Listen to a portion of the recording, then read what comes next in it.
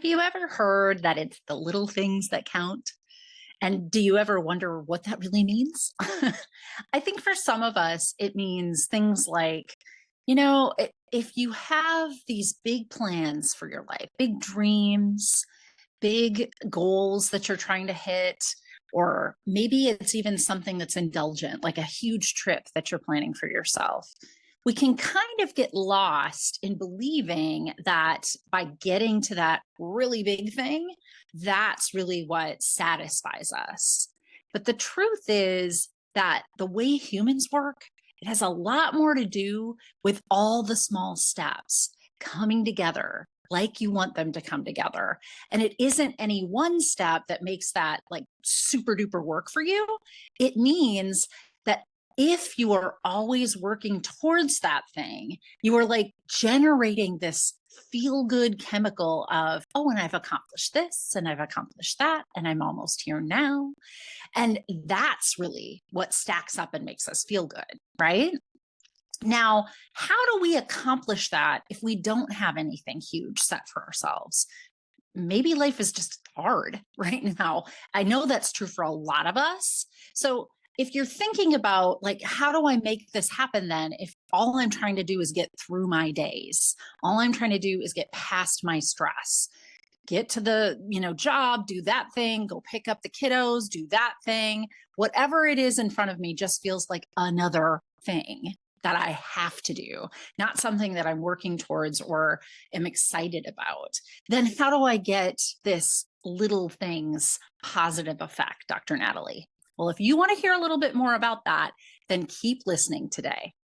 Welcome back. So you've made it. You've been with me this whole time this month, right? April was all about self-care, all about taking a really radically different approach to self-care. At least I hope that I have been able to widen your eyes and your scope about self-care. And remember that if you go to the notes or you go to the learntoloveyourstory.com website, I still have up my self-care cheat sheet, which really simplifies things. So instead of thinking of this enormous idea of self-care and the 5 million things I could do for self-care, I've narrowed it down to the 4 chemicals that our body generates when we're feeling good and how to kind of cheat the system. That's why it's called a cheat sheet. How to cheat the system on knowing what chemicals you're low on, what you need to do in a form of outside self-care activity to generate those chemicals, and how to just get back in balance for yourself. So I'm hoping that everybody's downloaded one of those because it's a real helpful little tool. And after this month, I'm going to be jumping in next month to talking about setting intention for our life and really like changing our mindset about what we're wanting out of life, what we're working towards out of life. So it might be that I have a different little freebie for you next month that goes along with that. So be sure that you've downloaded this because it really is an invaluable little resource that I'm handing out to you. All right, everybody. So here's the thing. We are creatures of habit, are we not? It's kind of our thing. It's kind of our thing to just not want to have to put a lot of thought into stuff, do the same thing that we do every single day, right? And unfortunately, what can really start to become a drag about that is it feels like our life is just a series of have-tos or a to-do list and not the kind of life that we want to design to want to be invested in. Like, have you ever been scrolling on social media? And I'm sure you've got those people that you like to watch that are kind of the influencers, or maybe it's a celebrity or something like that. And they have little nuggets of wisdom. Don't get me wrong, but I don't have your life. Maybe you're really, really busy for a period of time while you're shooting something, if you're an actor or an actress, but like then in between your life is really kind of self-directed and you just get to choose what you're going to do. I don't have that. It turns out if I don't show up and do my job, my bills don't get paid. My bills don't get paid. I don't have a place to live. You know the drill, right? So have you ever been like scrolling through it? It's a great nugget of wisdom somebody's trying to give you here, but probably not applicable to your life. Does this sound familiar to you? I mean, I think that a lot of us run into this. So, what I'm hoping to accomplish today, honestly, is this is something anybody should be able to do. In fact, you should be able to be in the most stressful experience in your life and still fill yourself up in self-care with these little things, right? So as always, let me tell you a story. Let me tell you a story to give you kind of an idea of what I'm getting at with these little things, right? So I live with my broke best friend. She's 8 years old. This is what I call this. It feels like this sometimes to live with a little girl, right? So there's a lot of interests that she and I have in common because we both kind of are very feminine in our qualities, and yet we're also a little bossy with one another. And I have no idea where that child got that. So I do really feel like this is a like-minded little human that's living with me here, and I call her my broke best friend because she's always asking for me to get things and she doesn't have a job. Whatever. She's not paying for any of this. Totally a self-inflicted problem for me. Correct? Yes, absolutely. So living with my broke best friend has been kind of interesting. And she and I moved into this place. What are we? We're going on about 5 years that we lived here. So it was after I separated from her dad and needed to, start over somewhere. And a decision was made. My son was going to go live with his dad full time. He had been living with me full time up until that point. He was about to head into high school, and he's like, "Hey, this would be a perfect time. I'll just switch." And she and I found this lovely little place, like literally not even a mile away from where my son lived. So it was so perfect, right? Like he could walk over and have dinner with us from time to time. I mean, he was in high school, so let's be real how much that was happening. But, it was really convenient. So we were all kind of really close together. And it's just this little, townhouse, and has 2 bedrooms and a little rec room. So she has a little space, and then the living room downstairs, just perfect living with my broke best friend, right? But as I've shared in my podcast here, as I've written about in my blog, like for sure, when we first moved in, it was one of the most difficult times in my life. Like seriously, one of the most difficult times in my life. I had really hit a rock bottom at that point and knew I was going to have to rebuild, redesign if I wanted to find joy in my life again. So, things at that time really did fall into that category of I felt like I just woke up, did the same thing, was just barely getting by, just trying to get through what I had to do from day to day, and then pass out at the end of the day and then repeat it the next day. It was not a happiness generation. I'm sorry. It was not a happiness generating time in my life. Let's just say that much. So I am at this point where, it's just really tough, right? It's just really tough. I'm the only adult around. I'm not great about reaching out to people during the week. I certainly had like the people I would see on the weekends, but like getting through the hustle and bustle of the week was really tough.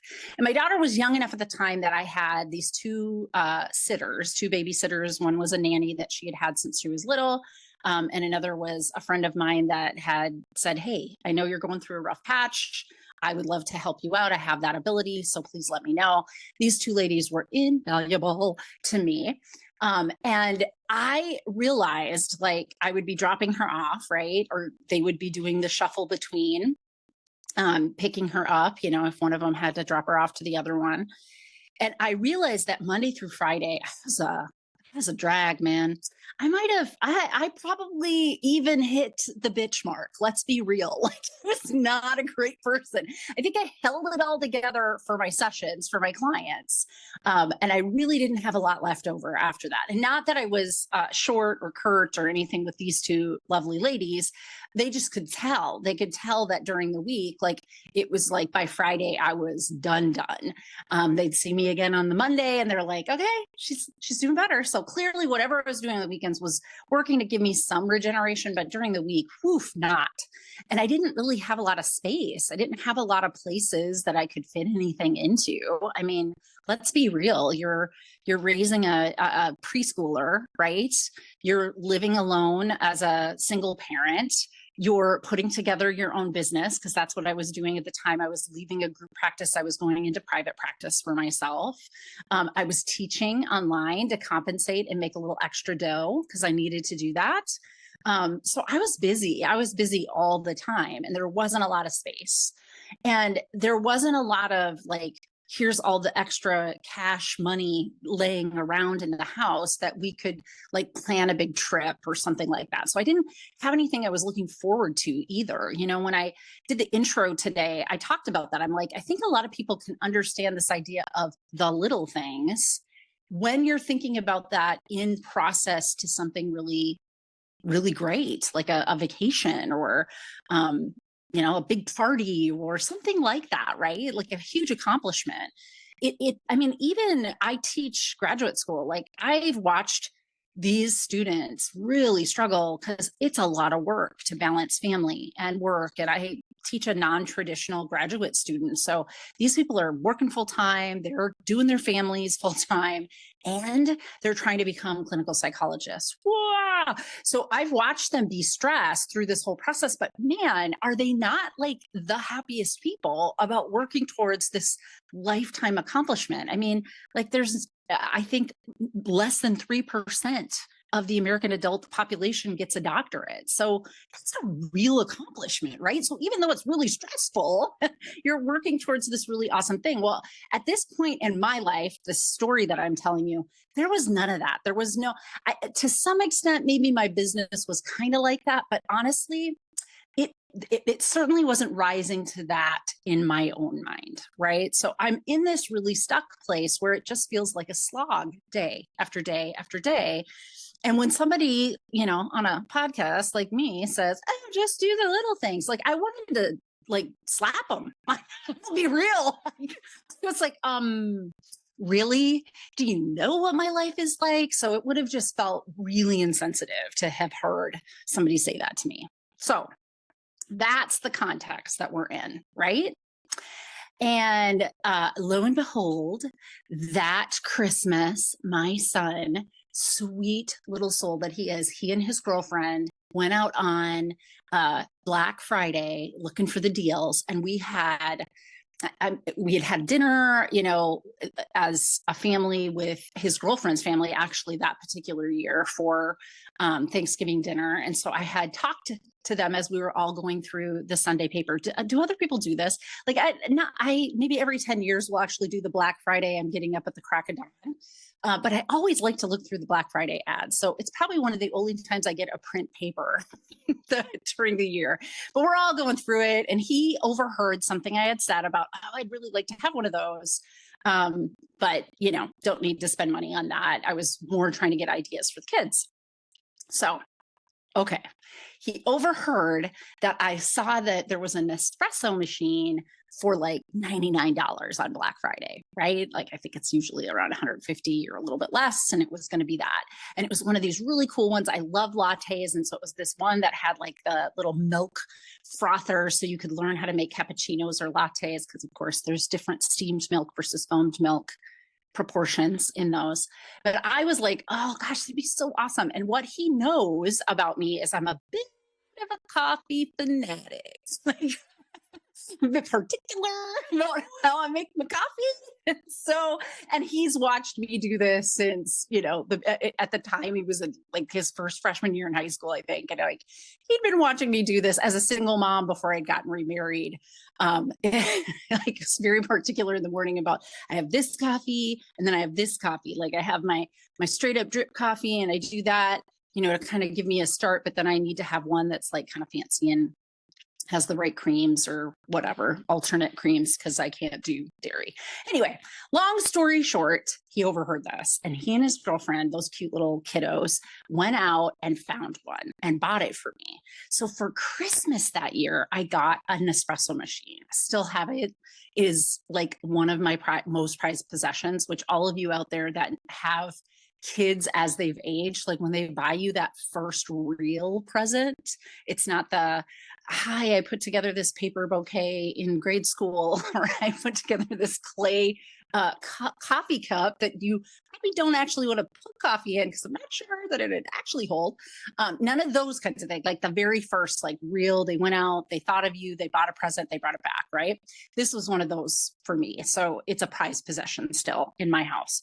So he bought this for me and I loved it. I loved it, right? So what I noticed day to day is that this silly coffee machine, not so silly, that having that kind of I mean, it was cool. It was like having a Starbucks latte. I was frothing the milk. I was steaming the milk. I was, figuring out, because again, dairy is not my favorite thing. So I was trying out all the milks, cashew milk and coconut milk, and which ones froth better and which ones don't, which brands do you like. I was into this, you guys. I was so excited about it. And it was just something that small that became something so big in my life at that time. Having that to look forward to every morning was paramount, right? Around that same time, I was working really hard to get myself up in the morning, to have a time and space just for myself. I was starting a meditation practice. And I was pretty good about doing it after work or before bed, but I wasn't great about doing a little one to kind of start my day because I had never been a morning person. Now, in the context I just gave you, like, duh, who wants to get up when they're slogging through day after day? So I was trying to like train myself to get out of bed early and give myself at least, I started with 30 minutes and then try to, gradually get to an hour or more before my daughter got up, where it was just me, right? Just time for me. I could read, I could just sit and sip coffee and look out the window. It didn't matter what I did. It was just time for myself. So this coffee maker also helped me want to get up to do that. I had actually bought a drip coffee maker. Oh my God, you guys are just going to think I'm crazy, but I had bought a drip coffee maker and literally put it on the nightstand on the other side of my bed. All of you out there that have like the queen or king size bed but are single, don't you have a side? Yeah, like, right, of course. I'm not sleeping in the middle of that bed. So there's like my side. And on the other side, I had put this coffee maker to go off on, automatically at the right time and to help me kind of wake up through the smell of the coffee. And then I was like, and then that's all, if that's all I do is just get out of bed and have that cup of coffee, great. Like, it's starting to train my brain and my body to get up in the morning. So that's where I was at. Yeah, that's where I was at. This Nespresso maker was like a game changer for me. Like, I wanted to get up and I wanted to go downstairs and I wanted to try, and I had bought a new pod. And so there was like a vanilla flavor, and then there was this one and this one. Like, it was amazing to me how something that seemed so small, so little, became such a big deal for me. And I started to be just subtly reinvested in my days. There were things that I was looking forward to, even Monday through Friday, even during that slog, right? Now, to add to this beautiful little story, like, as my daughter started to age, she also picked up on, this is like, mom has some sort of nirvana experience with coffee. I have no idea what this is about, but I want to be a part of this. So she's learned actually to be my little barista. She loves it. She is the queen of the Nespresso machine. So on the weekends, she usually will make me her cup of coffee. And she's so cute, you guys, because of course she's probably been through a Starbucks line or 500. So she comes up with her little notepad and she's like, welcome to Starbucks. What would you like? And she takes my order. She's the cutest. I told you I live with my broke best friend. So anyway, this is all to give you this demonstration of, even in the midst of something so difficult, little things are the big things. In fact, they are sometimes the only things that we can anchor to. We don't have, maybe it's, we just don't have the resources financially to be planning something big. Maybe we don't have the resources mentally or emotionally to be looking forward or setting dreams or any of that. Like, our only answer is that we have to do just the little bit of things right in front of us. That's all we can tolerate at different times in our stressful lives. And I would say life transition, midlife being one of those transitions, but midlife transitions in general, they are big for this, right? Because everything in your life is getting disrupted. So that means like everything that used to bring you joy kind of gets disrupted too. And life can start to feel like just a series of stressful events of a slog that you have to go through every single day. Nobody wants that in their life. Nobody wants that. So I would say that these little things are the kind of self care that you have to incorporate when you're in that place. And you know it works when you think about it as you're trying to generate something that's positive for you, like, the doctoral students I just told you about, like they're working hard. They're definitely stressed from day to day, but this outlook of it's going to be like this on the other end, that's really what pivots them. And next month, I'm actually going to talk about how you could do a little bit of that too by setting intention, around what you dream you want your life to be, essentially. But if you're like I was, 5 years ago or so, when I was just in the tunnel of it is just one series of to-do list items after another. I'm only getting up to get through the day. I don't have things that are really rejuvenating me, right? I'd like to tell you that I had boundaries. I didn't have great boundaries. And so that was part of what was going on then.